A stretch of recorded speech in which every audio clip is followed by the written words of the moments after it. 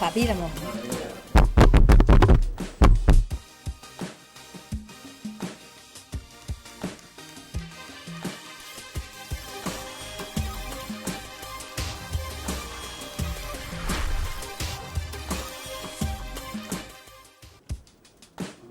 La Totale dimanche, bonsoir, bienvenue, voici le sommaire.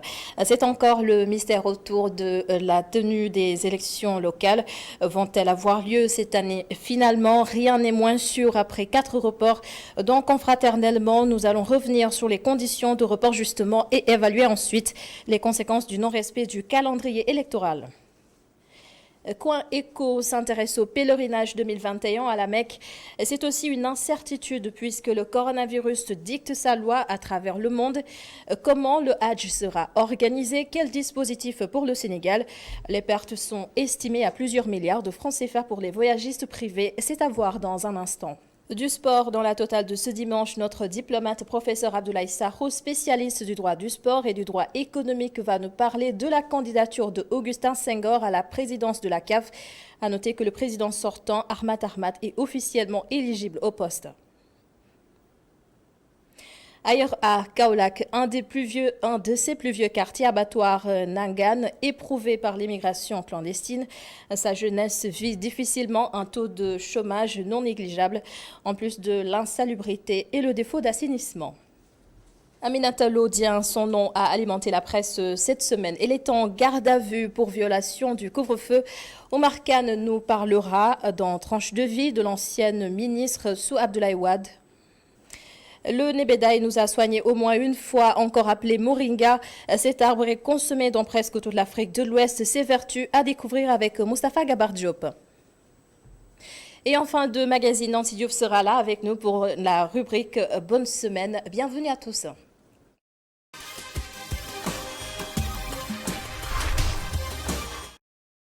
C'est encore le flou. Aucune date n'a été jusque-là retenue pour les élections locales. Après 3 reports, l'on agite l'éventualité de la fin de l'année en cours 2021. Ces incertitudes alimentent le débat politique, un débat ardu d'ailleurs. Des analystes en sont arrivés à la conclusion selon laquelle ni le pouvoir ni l'opposition ne sont prêts pour aller à des élections. Et à qui la faute alors? Des réponses avec Abdulrahman Li avec Mafalfal. Décision arbitraire au cas de force majeure, préalablement prévue en juin 2019. Nous sommes aujourd'hui en 2021 et l'incertitude continue de planer sur la tenue des locales. Et ce, malgré les multiples sorties des partisans du pouvoir, au premier chef, le président de la République pour annoncer la tenue des locales cette année. Un jeu de dupes, une affaire purement politicienne selon Mamadou Sy Albert. Cet analyste politique considère que ni Macky Sall ni l'opposition ne sont prêts à aller à des élections. Le président Macky Sall entame un deuxième mandat, mais il ne veut pas perdre les locales. En ce sens que les locales, c'est la base, si vous voulez, du pouvoir politique au Sénégal. Quand vous perdez les locales, mais vous n'avez pas de base sociologique. Maintenant, l'opposition ne peut pas aussi engager des élections locales en ce sens qu'elle est désunie, elle n'a pas d'unité, elle n'a pas de leader, mais elle n'a pas encore de programme d'ailleurs à proposer aux collectivités locales. Elle ne s'est pas encore préparée pour trouver une stratégie commune. Rien à voir selon ce membre de la société civile, par ailleurs membre du comité de suivi de l'audit du fichier et l'évaluation du processus électoral. Djibril Nying donne des éclairages sur les raisons des différents reports. Le premier report a eu lieu en s'appuyant sur le code électoral qui dit à l'article L266, alinéa 1 et 3, que les élections locales doivent avoir lieu 30 jours avant l'expiration de la 5e année. Mais en cas de force majeure, l'article ajoute, l'élection peut être repoussée, mais elle ne peut sortir de l'année. Pour le deuxième report, il résulte d'un consensus des acteurs politiques au niveau du dialogue politique, qui avait estimé que compte tenu du lourd contentieux qui avait secoué la classe politique lors des élections précédentes, il était utile et important de faire procéder non seulement à l'audit du fichier, mais à l'évaluation du processus électoral. D'ailleurs, ceux qui sont chargés de procéder à l'audit du fichier électoral sont à Dakar. Une révélation du secrétaire exécutif de la plateforme des acteurs de la société civile, au nombre de 4 pour l'audit du fichier et 5 pour l'évaluation du processus électoral. Ils ont 4 mois pour boucler le travail pour lequel ils ont été conviés à Dakar. Une raison plus que légitime pour repousser les locales, estime ce constitutionnaliste. Légitime mais illégal, Dr Daouda Ndiaye Djaraf juge le mandat des élus locaux. Et ce qui est légitime, c'est ce qui est accepté par la population. Ce qui est légal, c'est ce qui est conforme à la loi. Le mandat des élus locaux est légal dans une situation exceptionnelle. Dans une situation normale, le pouvoir est vacant et les maires ne sont plus en droit de siéger et de diriger un conseil municipal. Mais c'est un pouvoir légitime, parce que je n'ai jamais vu au Sénégal une population se soulever et faire sortir son maire ou son équipe municipale. Il y a quelque chose de plus important que nos appartenances politiques, c'est la continuité de l'État. Pour nos interlocuteurs, rien ne peut justifier un éventuel couplage des élections agitées par beaucoup, une démarche politicienne ou encore une volonté manifeste de revenir sur un acquis symbolique qui est le découplage des élections du Code électoral consensuel de 1992. Les seules explications. Merci beaucoup à Abdoulaye Mandi pour ce reportage et notre invité donc confraternellement ce soir, Gaston Monsali. Bonsoir. Bonsoir Anouchka. Alors vous êtes journaliste à Libération. Jusque-là, on a assisté à 3 reports des élections locales. D'abord en juin 2019, ensuite décembre 2019, puis mars 2021. Et là encore, on nous parle peut-être à la fin de l'année 2021. Est-ce qu'on pourrait s'attendre à un 4e report selon vous? Merci Anouchka. Effectivement, je suis Gaston Monsali, journaliste au quotidien Libération. Alors, aujourd'hui, les élections locales au Sénégal, personne ne peut te dire exactement à quelle période elles vont se tenir. On peut s'attendre effectivement à un 3e ou 4e report. Oui. Un 4e report, oui, c'est bien possible. Parce qu'aujourd'hui, les experts qui doivent étudier le fichier viennent d'être nommés et ils viennent de commencer le travail. Et avant moins de 6 mois, ce n'est pas possible qu'ils terminent le travail. Ils ont 3 mois d'après ce qu'on... Oui. Bon, ils ont 3 mois, mais c'est que le protocole de la CEDEAO dit qu'avant 6 mois avant les élections, on ne peut plus toucher à un fichier électoral. Donc s'ils ont 3 mois, à supposer ils ont commencé en février, supposons que début février, donc ils en ont jusqu'au mois de mars, avril. Donc ce n'est pas évident entre avril et juin prochain que les élections locales puissent se tenir au Sénégal. Donc, peut-être un 4e report. Est-ce que ces reports répétitifs pourraient peut-être impacter sur le calendrier électoral? Il y a les élections législatives qui sont attendues en 2022 quand même. Oui, je crois qu'il y a déjà eu impact d'abord. Il y a déjà impact. Après 3 reports, déjà, il y a déjà un grand impact d'abord. Parce qu'aujourd'hui, le calendrier républicain n'est plus respecté. Et un pays comme le Sénégal, on conçoit mal que depuis très longtemps, que depuis 2019, des élections locales qui devaient se tenir en juin 2019 puissent être chaque fois prorogées pour des raisons que personne ne peut qui donnait exactement. Le gouvernement, effectivement, a parlé de consensus parce qu'il y a eu le dialogue politique qui a été lancé. Donc, les acteurs... Donc, les travaux ont pris beaucoup plus de temps que prévu. Mais évidemment, et puis... En août déjà, en août 2020, effectivement, on était d'accord et tombé sur un processus déjà d'audit du fichier. Tout le monde, tous les acteurs qui étaient au dialogue politique sont d'accord. Mais depuis août jusqu'au mois de janvier, on n'a pas pu trouver les experts qui doivent auditer le fichier. Il y a un problème. Donc la lenteur À qui la faute alors? Oui, mais le gouvernement, en premier, au moins le ministère chargé des élections, c'est-à-dire le ministère de l'Intérieur. Pourquoi de août à décembre? Parce que les élections étaient prévues pour le 1er décembre 2020. Mais d'août à 2020, on n'a pas trouvé d'experts pour auditer le fichier, alors que le débat tournait autour du dialogue politique sur la question de l'audit du fichier. Donc pourquoi toute cette lenteur entre août et décembre? Pourquoi le fichier n'a pas été touché? Mais est-ce que l'opposition n'aurait pas une part de responsabilité dans ce processus-là? Parce qu'on se souvient, elle avait quand même un certain nombre de points qu'il fallait revoir, des exigences, oui. Oui, effectivement, des exigences parce que n'oubliez pas, Anouchka, nous venons d'une élection présidentielle. Effectivement, il y a eu d'abord la question du parrainage. Donc, il y a eu en plus, après la question du parrainage, les gens sont partis aux élections à la présidentielle. Tant bien que mal, ces élections se sont passées, mais l'opposition n'avait jamais accepté les résultats au départ. Tant bien que le président de la République lui-même, nouvellement qui est installé au pouvoir, c'est-à-dire réélu, il a demandé à ce qu'un dialogue politique soit fait, organisé, et les acteurs, ceux qui ont accepté aller au dialogue, ils ont accepté aussi aujourd'hui que le fichier soit étudié. Effectivement, ils ont une part de responsabilité. Donc c'est une responsabilité partagée. Oui, mais c'est une responsabilité partagée. Mais est-ce qu'il ne fallait pas le faire? Oui, pour moi, il fallait le faire. C'était une nécessité. Oui, c'était une nécessité, peut-être au mal nécessaire même. Oui, même si ça devait reporter les élections une fois ou deux fois, mais ça ne peut pas continuer.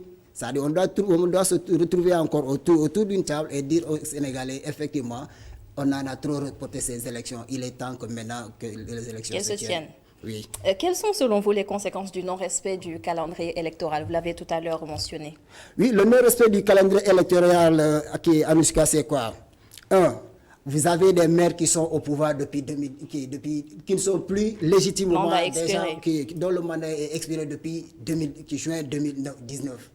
Et le président de la République, je vais revenir un peu sur un aspect fondamental de l'un de ses discours quand il a reçu récemment les maires, tous les maires du Sénégal, c'est-à-dire à l'occasion de la journée de la décentralisation.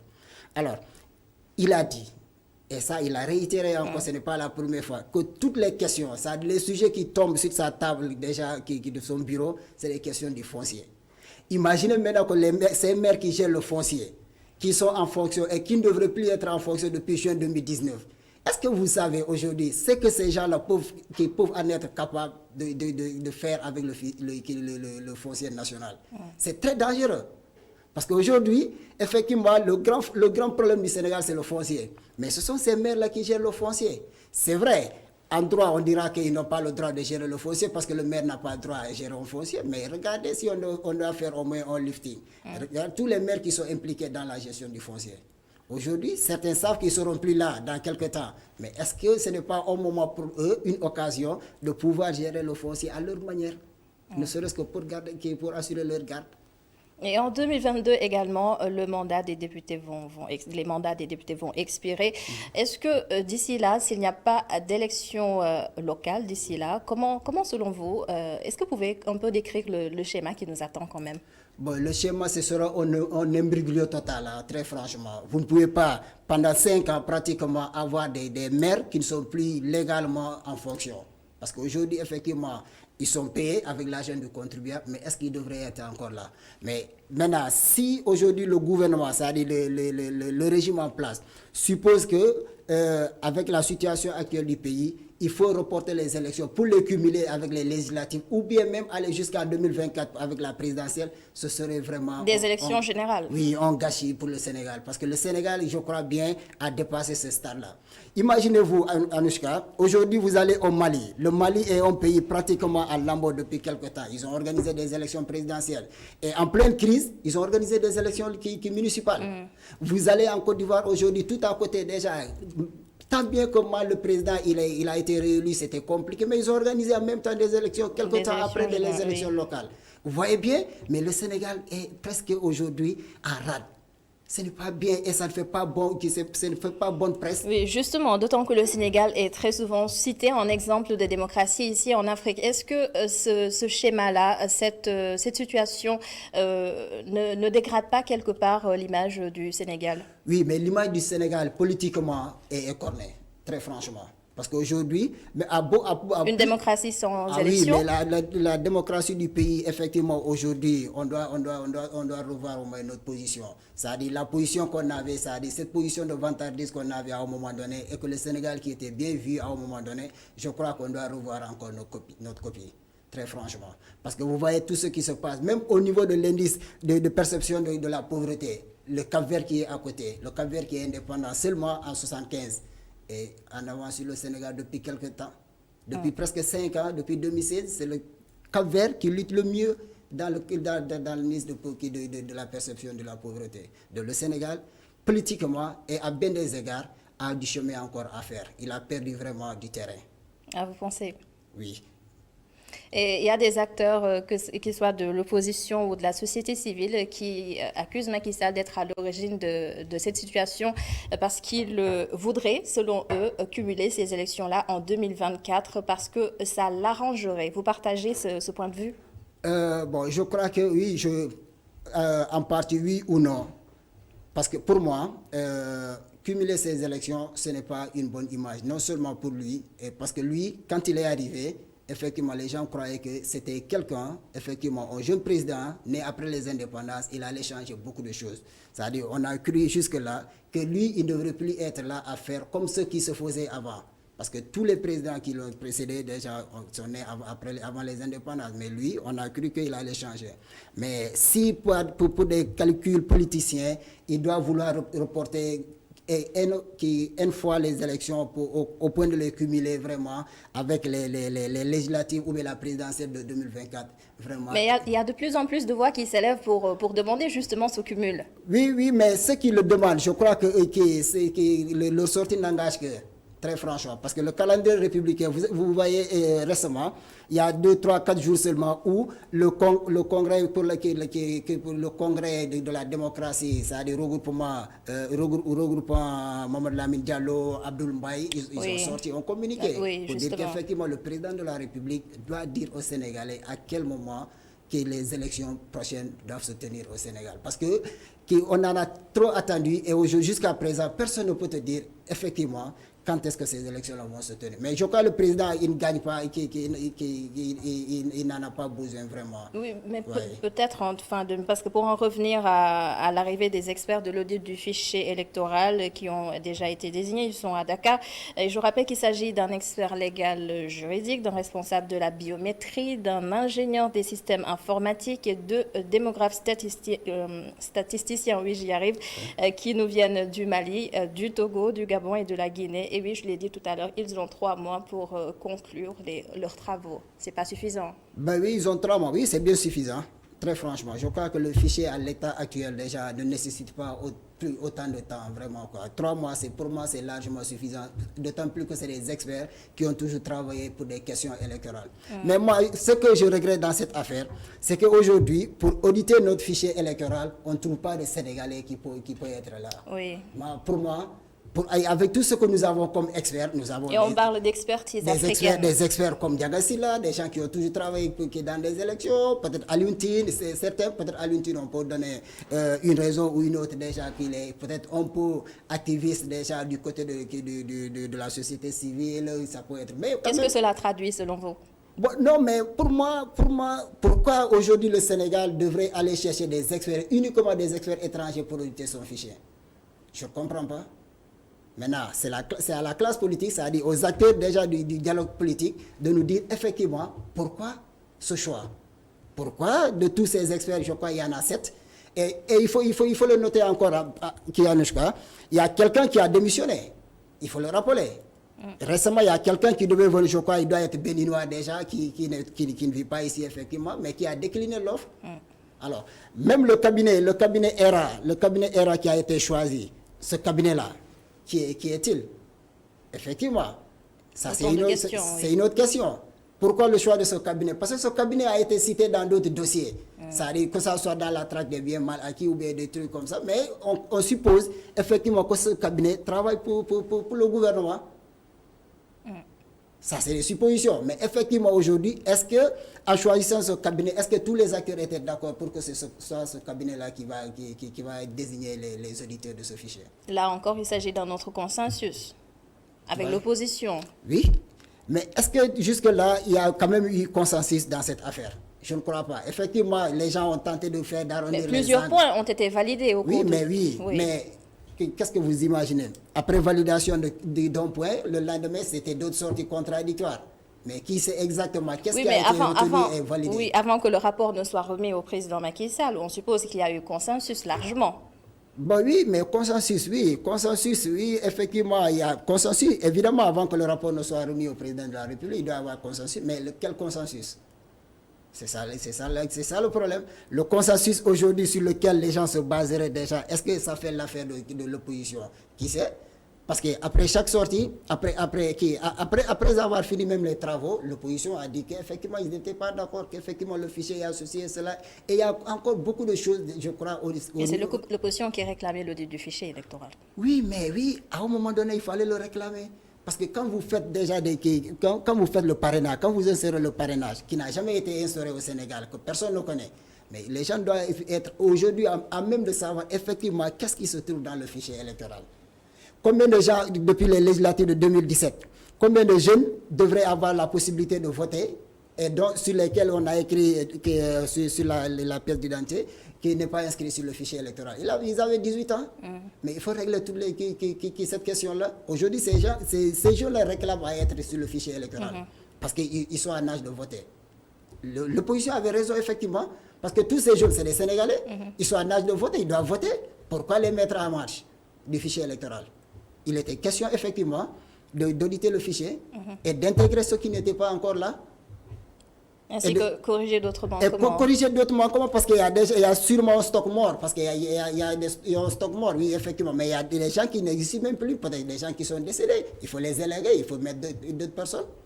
Donc, oui, Gaston, 2022 se profile à l'horizon, c'est bientôt. Oui, je l'ai dit tout à l'heure, les élections législatives sont attendues. Maintenant, il n'y a pas encore de date pour les locales. Qu'est-ce que le gouvernement devrait concrètement faire? Le gouvernement doit sortir. Je crois à travers lui, le ministre de l'Intérieur, le ministre chargé des élections, il doit sortir un communiqué pour rassurer les Sénégalais.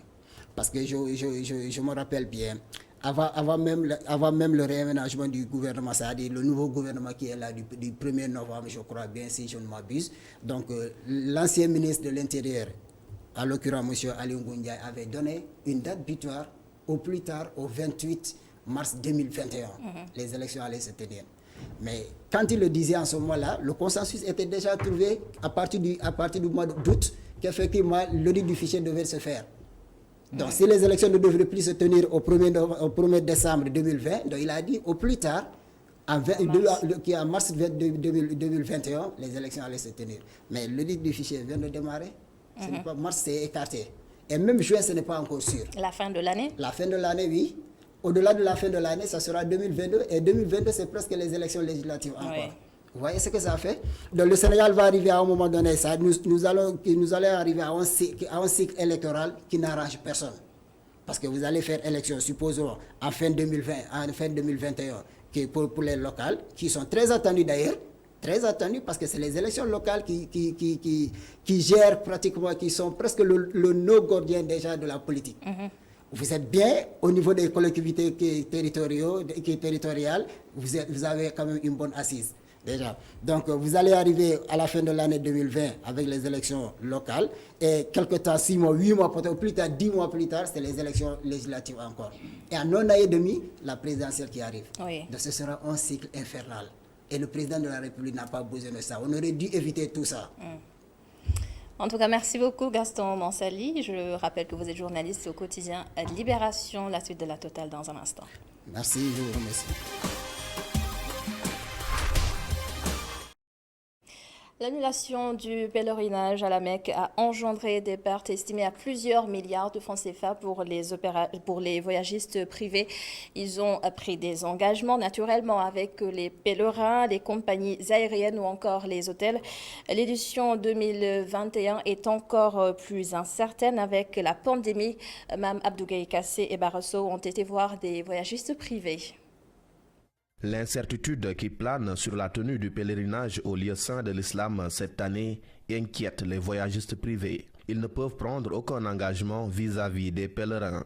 La révélation du secrétaire général du regroupement national des organisateurs privés pour la Hajj et la Umrah. Nous-mêmes qui organisons, nous ne savons pas si il y aura Hajj ou pas. Donc on ne peut vraiment pas prendre des engagements vis-à-vis des futurs pèlerins. Tout ce qu'on peut, c'est leur expliquer qu'on est dans l'attente. La décision ne vient pas de nous, mais des autorités saoudiennes qui sont en train de se battre, de faire de tout leur possible pour essayer de trouver des solutions afin de pouvoir contrecarrer l'avancée de cette pandémie. C'est vraiment inquiétant parce qu'avec les chiffres que nous avons quotidiennement, on voit que ça commence également les infections commencent à remonter là-bas en Arabie Saoudite, comme ce qui se passe ici également au Sénégal. L'annulation du Hajj et du pèlerinage de Fès l'année dernière a eu des conséquences terribles sur les agences de voyage. Les pertes sont estimées à plus de 40 milliards de francs CFA. Il y a beaucoup d'agences qui ne font que le Hajj. Parmi les agences qui s'activent dans le Hajj, il y en a qui ne font uniquement, exclusivement que le pèlerinage. Il y a d'autres agences qui font également de la billetterie. Il y a d'autres agences qui font du tourisme, etc. Mais la majeure partie des agences ne font que le Hajj. En termes de pertes, en termes de dommages subis avec cette annulation, je peux vous dire que ça tourne autour de plusieurs dizaines de milliards de francs CFA. On parle même d'une quarantaine de milliards pour vraiment l'impact économique subi par les agences de voyage avec l'annulation de ce pèlerinage à la Mecque. Un tour à Kix Travel Tour, membre du RENAFUS, nous permet de mesurer l'impact de la pandémie sur le secteur. Le chiffre d'affaires de cette agence de voyage et de tourisme a connu une baisse drastique de plus de 85%. Aujourd'hui, pour quantifier, on peut dire qu'on est affecté à plus de 85% de baisse de nos chiffres d'affaires. Est-ce qu'il y a des restrictions au niveau des vols? Pour le pèlerinage, on ne peut pas encore prendre d'engagement. Donc, c'est très difficile, L'année dernière, le gouvernement du Sénégal avait accordé une subvention sous forme de crédit pour 3 mois aux agences de voyage. Objectif, leur permettre de mieux faire face aux conséquences économiques de la pandémie. Un appui loin de résorber tous les maux dont souffre ce secteur. Le Hajj 2021 est prévu à partir du 17 juillet. Donc, les Sénégalais iront-ils ou non à la Mecque? L'évolution de la pandémie nous dira le ministre ou la ministre des Affaires étrangères, Aïssata Tall Sall, a récemment réuni tous les acteurs pour faire le point. Justement, le signal devrait venir de l'Arabie Saoudite. Bonsoir, Mamadou Ndiaye. Bonsoir, Adama. Alors, comment s'organisent les voyagistes privés du Sénégal face à tous ces imprévus? Autour de la question, avec votre invité, Ourey Thiam, en charge justement de la communication des voyagistes privés du Sénégal. Bonsoir, Ourey. Bonsoir, Adama. Et bienvenue. Merci. Alors, c'est parti pour votre entretien. Tout le plaisir donc de recevoir Ourey, qui est des nôtres, mais qui a aussi emprunté une voix assez singulière. Autrement dit, donc, les voies du journalisme sont impénétrables. Alors, Ourey, le pèlerinage à la Mecque aura-t-il finalement lieu en 2021? On l'espère, Mamadou, on l'espère de tout cœur, surtout que ce matin, on s'est réveillé avec une assez bonne nouvelle venant de l'Arabie Saoudite, parce qu'il y a eu quand même un colloque qui a réuni beaucoup de ministres saoudiens en train de préparer le Hajj 2021. Et actuellement, ils sont dans le dispositif pour s'organiser, donc on imagine qu'il y aura Hajj. Maintenant, sous quel format, avec quelles conditions, dans quel cadre, mais on espère qu'avec le vaccin qui est prévu dans quelques temps, qu'on pourra faire le Hajj tranquillement. Ok, vous nourrissez un peu l'espoir. Mais vous êtes dans l'attente ou vous êtes carrément dans la préparation?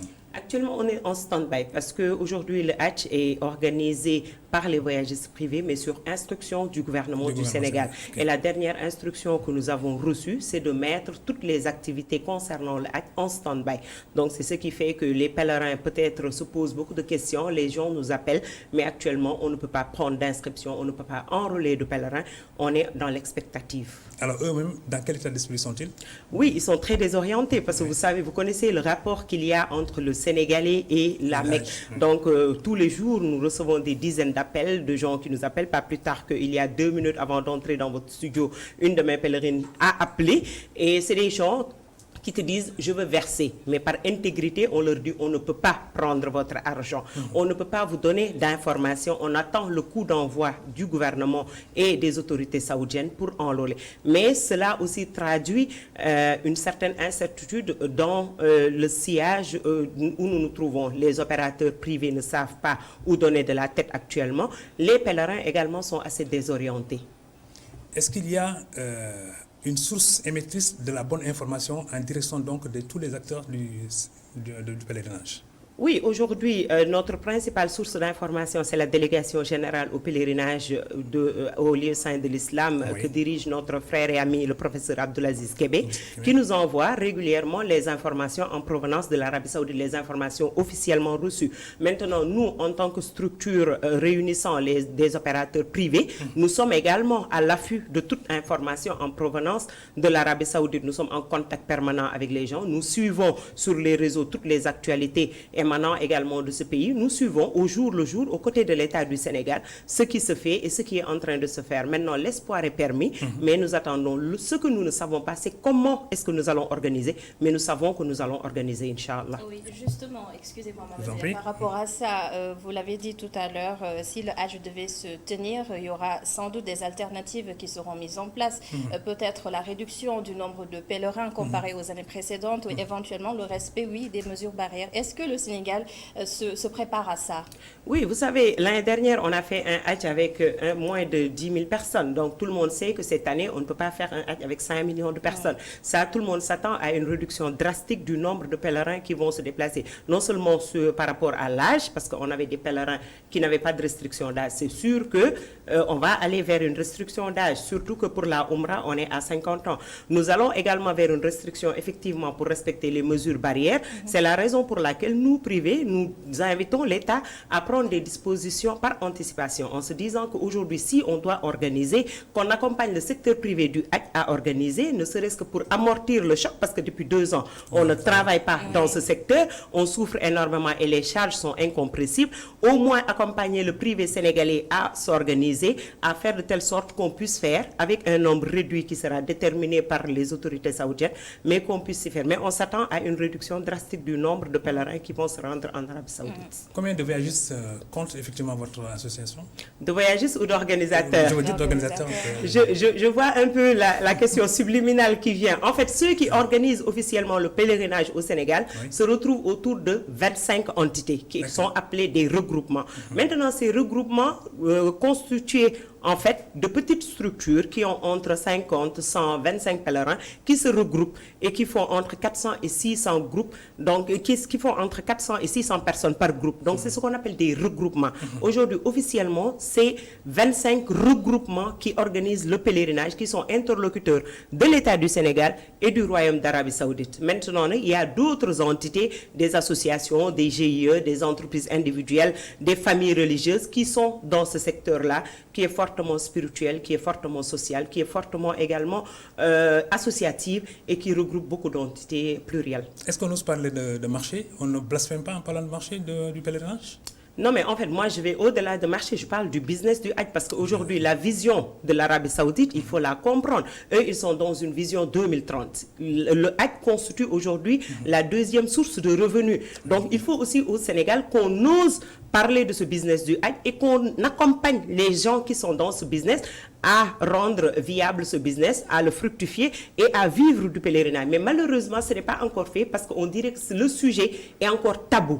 Moi, je dis aux gens, c'est une activité qu'on doit accompagner, qu'on doit moderniser, qu'on doit rendre viable et qu'on doit faire de telle sorte que les gens qui sont dans ce secteur puissent vivre de leur activité. Malheureusement, ce n'est pas le cas pour le moment.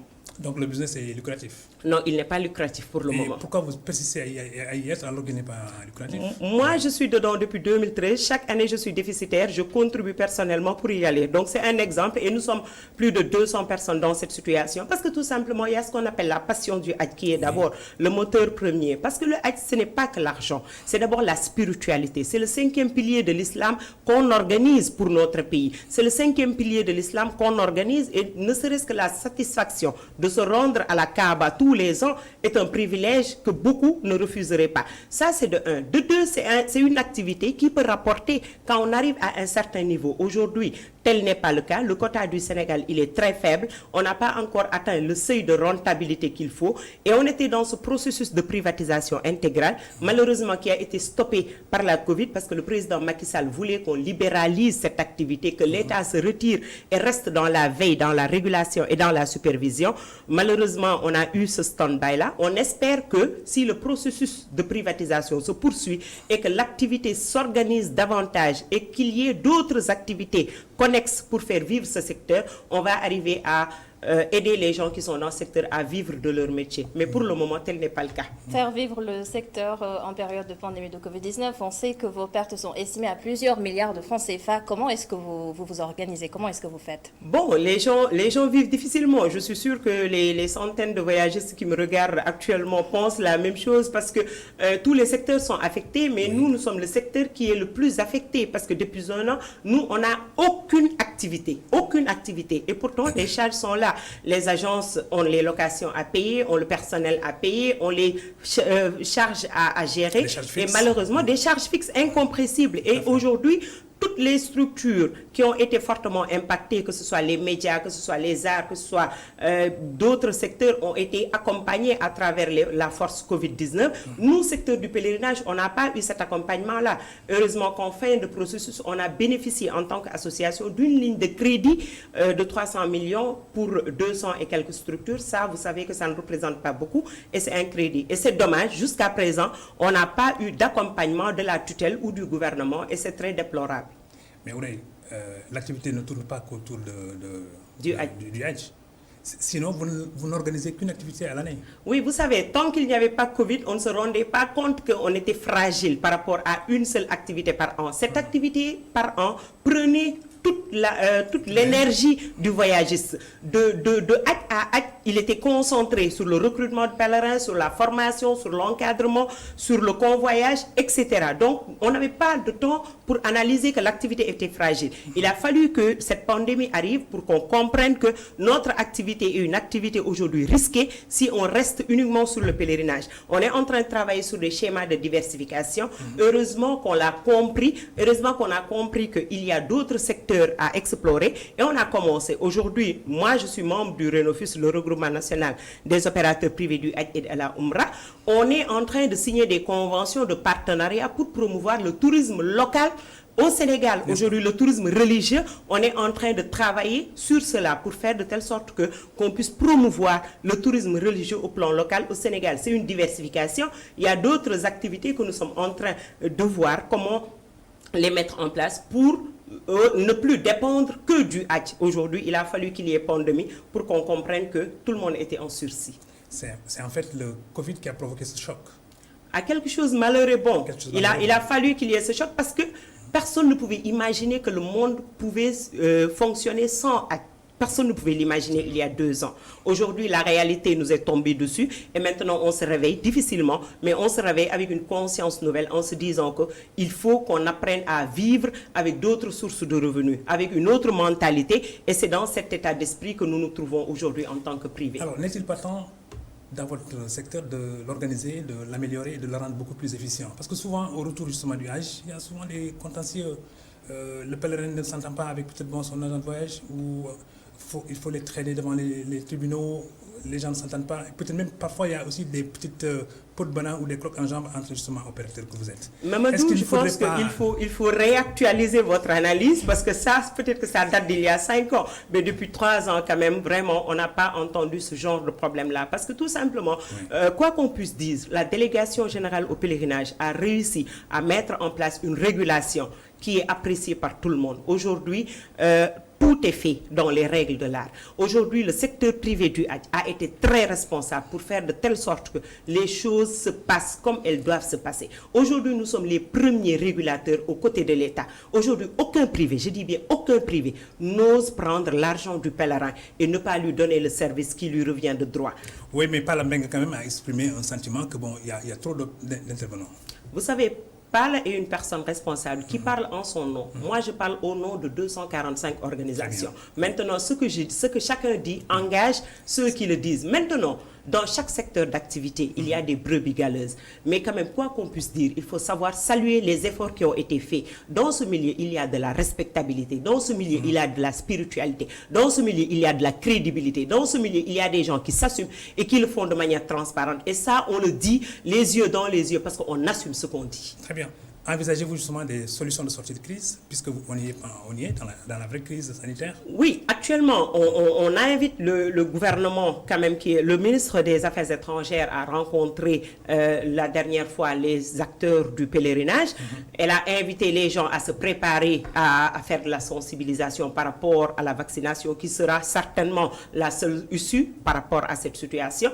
Aujourd'hui, elle a demandé aux gens de rester en attente. Nous sommes en attente, nous attendons le coup d'envoi du gouvernement. Nous sommes à l'écoute du gouvernement. C'est le gouvernement qui doit donner le ton pour qu'on sache exactement ce qu'il faut faire. Mais je pense que time is up. Il est temps que les gens s'y mettent. Ne serait-ce que pour travailler sur des schémas, savoir sur quoi exactement nous allons aller prochainement. Et par rapport au vaccin, on sait que jusque-là, on parle de 3 vaccins au Sénégal. Et si jamais ces vaccins-là que le Sénégal aurait commandés ou attend n'étaient pas conformes aux vaccins qui peut-être sera injecté à la population saoudienne, qu'est-ce que vous allez faire dans ce cas? Heureusement, pas plus tard que cet après-midi, on a eu une bonne nouvelle également. L'Arabie Saoudite a homologué plusieurs types de vaccins. Donc ça aussi, peut-être qu'ils ont compris que c'est un pays qui va accueillir du monde, qui va sûrement être confronté à une situation où il y aura beaucoup de pays qui vont accepter beaucoup de vaccins. Donc eux, ils sont dans cette dynamique d'ouverture, de faire de telle sorte que les facilités puissent être faites pour que les gens puissent faire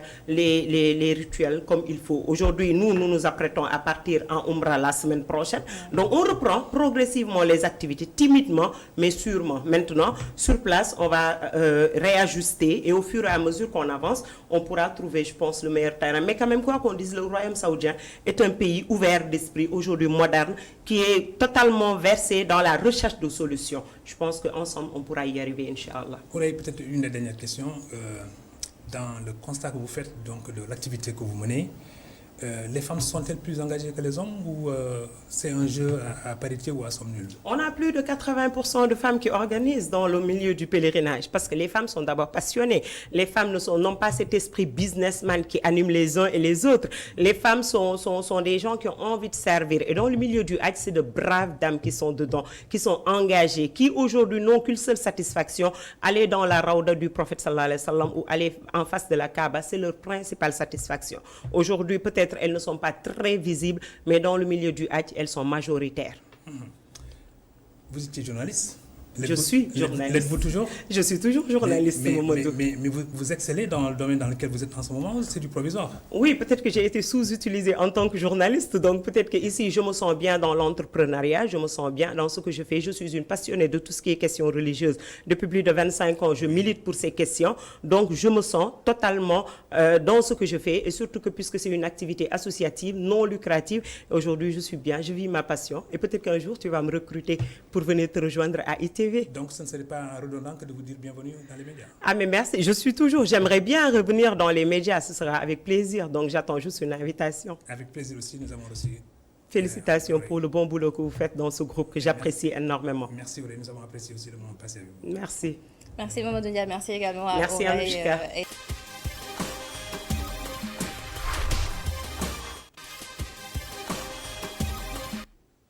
Alors, notre diplomate ce soir, professeur Abdoulaye Sakho, spécialiste du droit du sport et du droit économique. Bonsoir. C'est désormais officiel, la candidature du président sortant de la CAF, Ahmad Ahmad, a été validée. Est-ce que cette décision pourrait, selon vous, freiner l'élan d'Augustin Senghor du Sénégal? Vous savez, on peut avoir deux lectures de ce retour de M. Ahmad, de ce probable retour. Il est vraiment probable parce qu'il revient en tant que citoyen et ça c'est une très bonne chose pour lui, en tout cas sa personne. Et c'est la première lecture qu'il faut avoir, c'est relativement à sa personne. Le tribunal arbitral du sport, qui est la justice sportive, a décidé que M. Ahmad, puisque pour l'instant la procédure n'est pas encore terminée, on ne doit absolument rien reprocher et il ne doit subir aucune restriction. Et de ce point de vue, il devient éligible comme tous les citoyens du monde, en tout cas tous ceux qui sont à la CAF, il est capable de pouvoir se présenter. Mais ce qui est, et c'est la deuxième lecture, M. Ahmad ne s'est pas encore présenté du tout, il n'a pas dit qu'il allait être candidat. Sur ce plan-là, je crois que ça ne changera absolument rien du tout. Pour sa personne à lui, pour pouvoir se blanchir totalement, il a réussi pour l'instant à avoir une décision provisoire qui fait comprendre à tout le monde et à tout un chacun que la procédure se poursuit et qu'en conséquence, M. Ahmad est pour l'instant un citoyen comme tous les autres. Il est libre, il peut faire tout ce qu'il a envie de faire. Et cela, les juristes l'appellent présomption d'innocence. Maintenant, la deuxième lecture, c'est de se dire, est-ce que, bon, M. Ahmad, sa venue va changer la donne dans les élections vers la présidence de la CAF? Je ne crois pas du tout. D'autant plus que, et je viens de vous le dire, il n'a pas dit qu'il allait se présenter. Il est éligible, il n'a pas dit qu'il allait se présenter. Et cette éligibilité a fait l'objet d'un constat de la part de l'organe à l'intérieur de la CAF qui est en charge de s'occuper de ces questions de candidature, c'est le comité de gouvernance.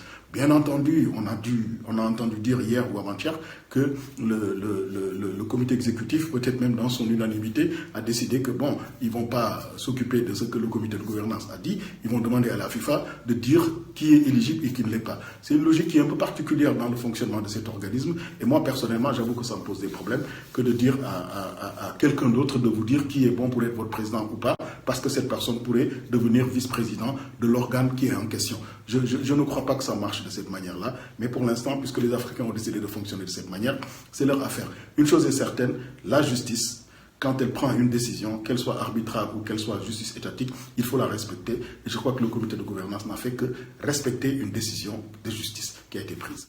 Et alors, professeur, comment est-ce que vous évaluez la communication d'Augustin Senghor, qui se dit quand même candidat de la continuité d'une équipe qui a traîné des casseroles tout au long de son mandat? Concernant la communication dans la candidature du président Augustin Senghor, je me demande si je suis la personne la mieux placée pour en parler. Je ne suis pas spécialiste de la communication et je voudrais signaler que Augustin Senghor lui-même, le connaissant depuis très très longtemps et le voyant évoluer, je me suis rendu compte que c'est un garçon qui a toujours été élu. De toutes les fonctions qu'il occupe, en dehors de sa fonction professionnelle évidemment, qui est avocat et qu'il a dû faire un examen pour passer, toutes les autres que je connais d'Augustin, c'est un élu. Élu maire de Gorée, élu président de la Fédé de foot, élu dans les instances du football africain et du football mondial. Je me demande si Augustin n'est pas mieux à même que nous tous d'apprécier comment il doit mener sa communication. Bien évidemment, s'il demande conseil, on le lui donnera. Mais je crois qu'il s'y connaît tellement bien que, sur ce plan-là, il devrait insister sur cette question-là. C'est un garçon qui a toujours été légitime partout où il a été. Et ça, c'est une force pour la candidature d'aujourd'hui. Et cela devrait lui permettre, et c'est peut-être le conseil, si on devrait lui donner un conseil, s'il me le demandait, c'est de lui dire de ne pas trop montrer d'affichage avec ce que les instances mondiales du sport n'aiment pas trop, aussi bien le comité international olympique que la FIFA ou la CAF, c'est de trop être proche du politique. Cela pourrait poser des problèmes parce que dans les statuts de ces organisations, ils interdisent toute ingérence du politique dans ce qu'ils font. Même si en Afrique, on sait que ce sport dépend du politique, je crois que sa stratégie devrait faire en sorte qu'il s'assume lui-même, il assume son rôle de candidat, il assume tout ce qu'il a été et qu'il montre à la face du monde et à la face des Africains qu'il est en mesure d'apporter les changements attendus dans cette organisation-là. Enfin, même si ce n'est pas des changements majeurs, je ne sais pas qu'est-ce qu'il va faire, je connais relativement bien son programme, il pourrait apporter quelque chose qui pourrait être dans la continuité de ce qui a été fait, mais avec des ruptures. Et c'est ça qui est important. Il ne s'agit pas de venir faire une grosse révolution, ça ne servira pas à grand-chose et peut-être qu'il n'aura même pas, du point de vue temps, de faire ce qu'il faut. Mais en tout cas, sur ce plan-là, je trouve qu'il est en train de faire ce qu'il faut, il essaie de toucher les parties prenantes.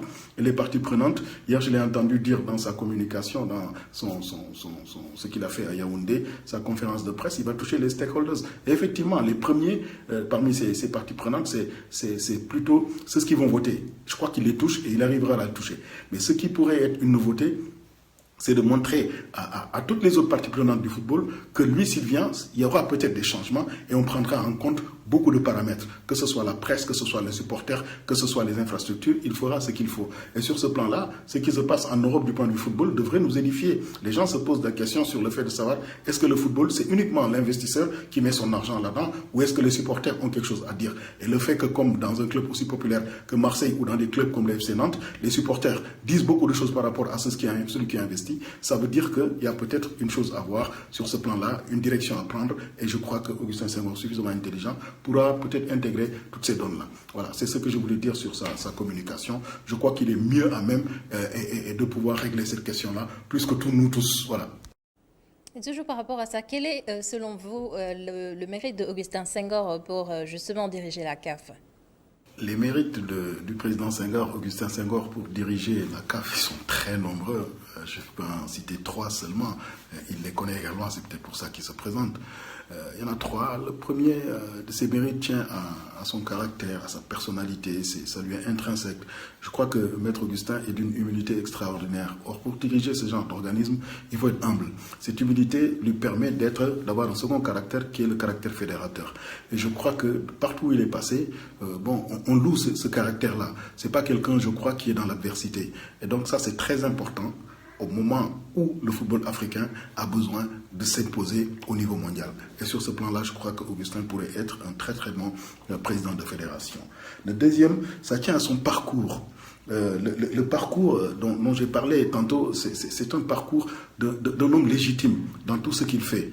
Et sur ce plan-là aussi, je crois qu'il ne va pas usurper, et il n'aura pas usurpé toutes les fonctions dans lesquelles il a été, et il n'usurpera pas également ce qui se passera à la CAF. Partout où il a été, je crois qu'il a été légitime, et cette légitimité, c'est une des premières caractéristiques d'un bon dirigeant, d'un leader. Il faut d'abord être légitime pour pouvoir être accepté. Et la troisième, c'est le travail. Je crois que son travail est bien vu aujourd'hui, tout au moins, en tout cas au niveau du Sénégal. Il dirige une des fédérations les plus importantes, niveau africain, qui abrite l'une des équipes nationales les plus importantes également niveau résultat en ce qui concerne le football africain. Et il arrive limite à faire en sorte que partout où il passe, le résultat est là. Et c'est ça qui est important aujourd'hui. Il a réussi quelque chose avec la Fédération sénégalaise de football, qui est quelque chose d'extraordinaire, parce qu'il a propulsé, c'est comme ça que je peux le dire, le football, du point de vue, en tout cas équipe nationale, il l'a propulsé dans les sommets, et il se maintient là-dessus depuis un moment. Par contre, là où on peut avoir le bémol, c'est au niveau du football local. Et ça, ce n'est pas seulement propre à l'Afrique. Au Sénégal, c'est propre à presque tous les pays africains. Aujourd'hui, la mondialisation fait de telle sorte que le siège du football s'est déplacé vers l'Europe et les endroits où on le regarde beaucoup plus facilement. Alors, le challenge d'Augustin, ce sera de faire en sorte qu'il y ait cette inversion de challenge et que ça puisse se passer ici, aujourd'hui. C'est ce que nous demandons. Et c'est pour ça, je crois qu'il a peut-être les capacités et il saura s'entourer des hommes qu'il faut pour faire en sorte qu'on puisse arriver à là où on doit amener le football africain, là où on doit amener l'organisation du football africain. Merci beaucoup, professeur Abdoulaye Sakho. Je rappelle que vous êtes spécialiste du droit du sport et du droit économique. On enchaîne tout de suite avec Ailleurs Art.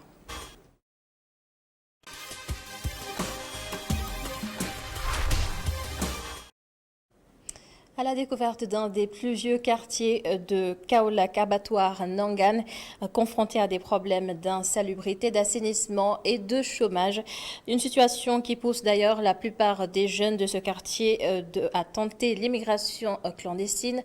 Correspondance à Damassar, Astombaï. Nous sommes à abattoir Nangan. Ce vieux quartier de la commune de Kaolack manque de tout. Les problèmes qui se posent au niveau du quartier, généralement, ce sont les problèmes d'assainissement. Parce qu'on a un problème d'assainissement pendant l'hivernage. Si vous voyez bien, le quartier est vraiment inondé. Si on avait peut-être un projet d'assainissement, on assainit le quartier avec des bouches d'eau. Ça permettrait de résorber un peu la situation. Pour lutter contre l'insalubrité de leur localité, les femmes s'organisent en groupe. Ce sont les filles qui balayent les rues. En fait, elles le forment en groupe du lundi au vendredi. Il y a des groupes qui balayent le lundi, le mardi, en plus mercredi, jeudi jusqu'à vendredi. Chaque jour, il y a des groupes de balayage qui nettoient avec leurs propres moyens, en faisant des cotisations ou bien en balayant, ils demandent des quêtes pour pouvoir acheter des matériels. La problématique du chômage qui règne dans ce quartier pousse beaucoup de jeunes à tenter l'émigration clandestine. Moi personnellement, moi qui vous parle, donc j'ai accompagné pas mal de jeunes donc pour chercher des passeports pour essayer de rejoindre l'Europe. Donc mais ce n'est pas quelque chose donc que nous aimons. Nous n'encourageons pas ces jeunes, mais parce que nous ne pouvons pas les retenir, parce que nous n'avons pas les moyens pour les retenir. Donc ce qu'on peut, c'est de les sensibiliser. Donc et nous essayons de notre mieux de le faire. Donc je peux vous donner un exemple ici en Nangan. Donc on a créé ce qu'on appelle une école de renforcement de 6 classes, donc avec nos propres moyens. Donc, et nous aidons nos petits frères et petites sœurs à étudier. Donc en les sensibilisant également, donc pour les faire comprendre qu'ils peuvent rester dans ce pays, travailler et servir leur pays. Le quartier abattoir Nangan est peuplé en majorité de Sérères Nyominka. Ils sont venus des îles du Saloum pour gagner leur vie à Kaolack.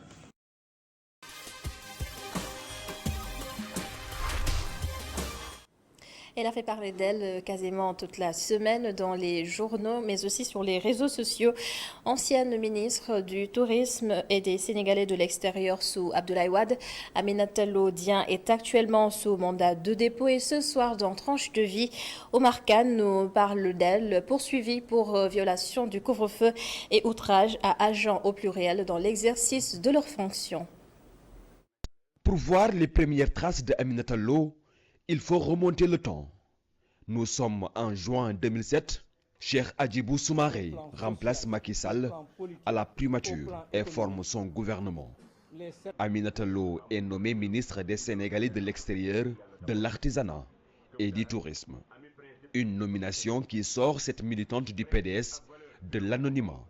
Bachelière de la série D au lycée Limamoulaye de Guédiawaye, Aminata Lo est titulaire d'un DEG en pharmacie et d'un DES en cosmétique.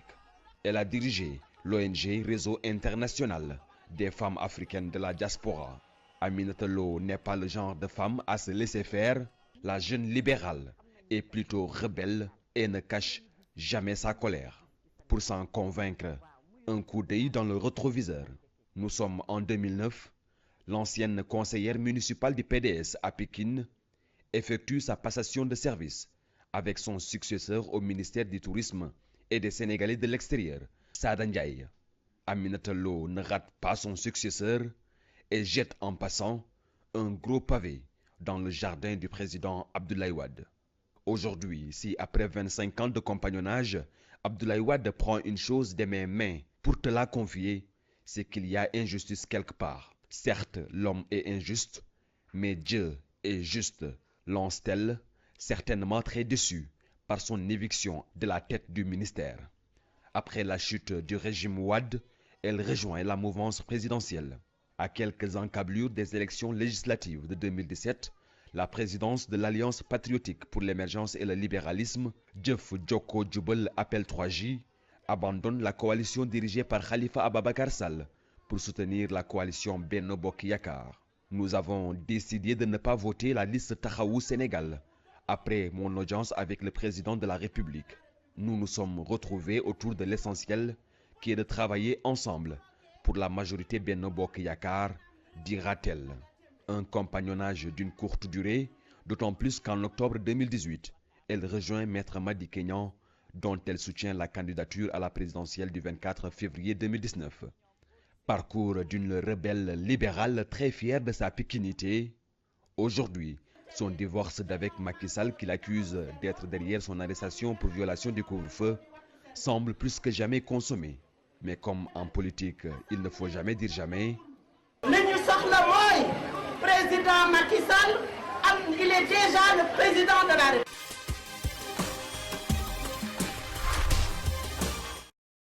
Ces feuilles sont consommées dans toute l'Afrique de l'Ouest. Le moringa ou nebedaï, encore appelé arbre de vie ou arbre miracle, qui a des vertus médicinales et nutritionnelles, des secrets percés par Moustapha Gabar Diop.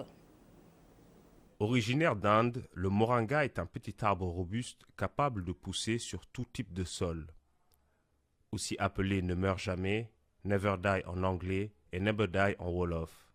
Il est connu pour sa richesse en vitamines et en minéraux. N'importe quelle vitamine que vous cherchez dans des fruits, dans des légumes, vous les retrouvez sur un seul produit. Par exemple, notamment la vitamine C. C'est plus riche en vitamine C que l'orange, c'est plus riche en calcium que le lait, c'est plus riche en potassium que la banane. Donc c'est un super aliment. Les feuilles de moringa sont la partie de l'arbre la plus consommée, même si son écorce, ses graines ou son fruit sont également consommables. Pour Marietou, surnommée Miss Moringa, c'est un produit phare vendu sous différentes formes. On part de la feuille séchée pour le mettre en poudre, pour le mettre sous forme de tisane et aussi en gélule. Et aussi, on retrouve les graines de moringa. Et la partie cosmétique, on utilise même les feuilles pour faire des savons à base de moringa. Et aussi, avec les graines, on a une huile qui est très bien sur la peau, surtout ces temps-ci, avec la sécheresse. C'est bien de l'utiliser pour une peau sèche, une peau sensible. Ça protège du soleil. Vous pouvez aussi le mélanger dans votre crème, dans votre lait, même faire un baume à lèvres à base de ça. En gastronomie, le moringa agrémente aussi de nombreux plats, notamment le célèbre tcheremboum de la communauté sérère. Faire une soupe ou bien, si vous prenez la poudre, vous pouvez le rajouter aussi, saupoudrer dans n'importe quel plat, même au petit déjeuner, même dans votre lait, vous pouvez le mettre, ou faire une pâte et juste rajouter le moringa, ou aussi faire un gâteau à base de moringa. C'est possible de l'incorporer dans n'importe quel plat, sachant que la dose qui est autorisée par les chercheurs, c'est 6 grammes par jour. Le moringa est un trésor nutritionnel recommandé pour les enfants, les femmes enceintes et les personnes âgées. Pour les gens qui sont diabétiques, qui ont la tension, qui ont le cholestérol, ça régule pas mal. Et même si vous avez des problèmes d'arthrite, d'arthrose, c'est pas moi qui le dis, c'est les chercheurs, d'après les recherches, on a retrouvé tous ces vertus-là. D'autant plus que ça permet en fait de nettoyer de l'intérieur. Et même pour les gens qui veulent faire un régime, c'est important de l'utiliser après avoir mangé parce que ça aide à digérer. Si vous avez des problèmes de ballonnement, de digestion, tout. En cette période de pandémie, le moringa est un excellent complément alimentaire pour booster le système immunitaire. Et il est avec nous sur ce plateau, Moustapha Gabar Diop, qui a réalisé ce sujet. Bonsoir Gabar. Bonsoir Adama. Alors vous l'avez dit, le moringa est considéré comme un arbre miracle. Alors quels sont ses atouts? Notre interlocutrice dans le reportage nous disait que c'était comme un supermarché dans un arbre parce qu'à cause de la richesse en vitamines et en minerais du moringa, et tout se consomme, les feuilles, les racines, l'écorce, la fleur, en différentes de palettes qui font que aussi bien cuisiner ou bien en forme d'huile, en forme de gélule. Donc c'est vraiment un arbre où on peut tout trouver avec des bienfaits pour la santé. C'est pour ça qu'on l'appelle l'arbre miracle. L'arbre miracle, effectivement, parce que rien ne se perd avec le moringa et on peut le trouver un peu partout dans le monde et il pousse partout. Encore appelé Nebedaï, à quel moment peut-on recommander justement ces feuilles grâce à ses qualités médicinales? N'importe quel moment. Enfin, notre interlocutrice disait que c'est un produit à avoir sur sa table tous les jours. À consommer à peu près 6 grammes au grand maximum par jour, mais que les bienfaits sont excellents, aussi bien pour combattre le diabète que tout ce qui est les inflammations, ou bien même pour booster son système cardiovasculaire. Merci beaucoup Moustapha Gabar Diop. On vous retrouve dans une semaine. Exactement. Tout de suite, bonne semaine, oui, avec Nancy Diouf.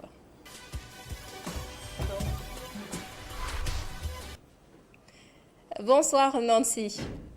Bonsoir Anouchka. Une nouvelle semaine nous attend dès demain, dans quelques heures, de nouvelles perspectives, de nouveaux objectifs et de nouvelles tâches éventuellement. Alors aujourd'hui, nous avons un thème assez particulier, c'est ça? Alors pour aujourd'hui, nous allons parler du syndrome de Tom Sawyer, autrement dit, des personnes qui se trouvent des prétextes pour ne pas aller travailler, pour ne pas dire aller à l'école, comme le légendaire personnage du dessin animé Tom Sawyer. Les autres doivent être en classe maintenant. Oh, j'ai un peu de peine pour eux. Oh, pas pour tous. Il y en a sûrement qui aiment bien aller travailler. Ils sont vraiment idiots, ceux-là. Ah, ça, ouais. Hé, je commence à avoir faim. Ah, moi aussi. Toi, tu prépareras le feu puisque tu es le seul à savoir l'allumer. Et Ben et moi, on ira pêcher. D'accord. Ah, cette manière de vivre est vraiment formidable.